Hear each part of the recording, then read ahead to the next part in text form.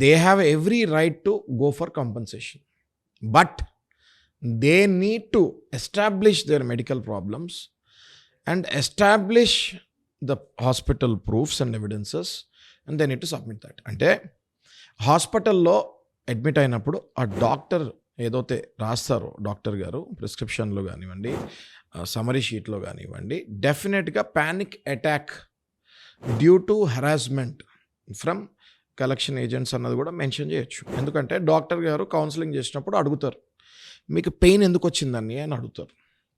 మీకు పెయిన్ ఎందుకు వచ్చింది అన్నప్పుడు, నాకు ఇట్లా విపరీతమైన కాల్స్ వచ్చినప్పుడు నాకు టెన్షన్ వచ్చి పెయిన్ వచ్చిందని అని అంటారు. మరి ఎక్కడి నుంచి కాల్స్ వచ్చాయండి మీకు, ఎవరి కాల్స్ వల్ల అని అడుగుతారు. ఈ మధ్య కలెక్షన్ వల్ల కాల్స్ స్టార్ట్ అయినాయండి, దానివల్ల నాకు ఇక పెయిన్ స్టార్ట్ అయింది అని అంటారు. ఇంతకుముందు ఎప్పుడైనా మీకు లైఫ్లో ఈ పెయిన్ ఉందా అండి? ఎప్పుడు పెయిన్ లేదు అంటే it is a clear cut heart stroke or panic attack caused by only collection agents. క్లియర్గా డాక్టర్ తోటి అది మెన్షన్ చేయించుకోవాలి. డాక్టర్ గారు కూడా అది మెన్షన్ చేస్తారు వెరీ క్లియర్లీ. ఒకవేళ ఏదైనా పెయిన్ వచ్చినా ఏదైనా పేషెంట్కి దేనివల్ల వచ్చింది, ఎందుకు వచ్చింది అని చాలా క్వశ్చన్స్ అడుగుతారు కదా డాక్టర్స్. అది ఒకటి ఎవిడెన్స్ లాగా క్రియేట్ అవుతుంది. నెక్స్ట్, అదే హాస్పిటల్లో దానికైన బిల్స్ కూడా అవుతాయి కదా.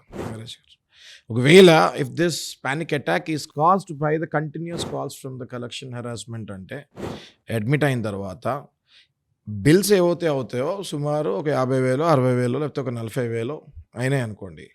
ఆ బిల్స్ని ప్లస్ ఈ డాక్టర్ గారు రాసిన సమరీ షీట్ని రెండు అటాచ్ చేస్తే అది ఒక స్ట్రాంగ్ ఎవిడెన్స్ ఫామ్ అవుతుంది. ఖచ్చితంగా మనం ఎప్పుడైతే ఈ medical problems plus medical reasons establish చేసి దాంతోపాటు మెడికల్ ప్రూఫ్స్ కూడా బిల్స్ కూడా పెడుతున్నామో మీరు కంపెన్సేషన్కి అర్హులు.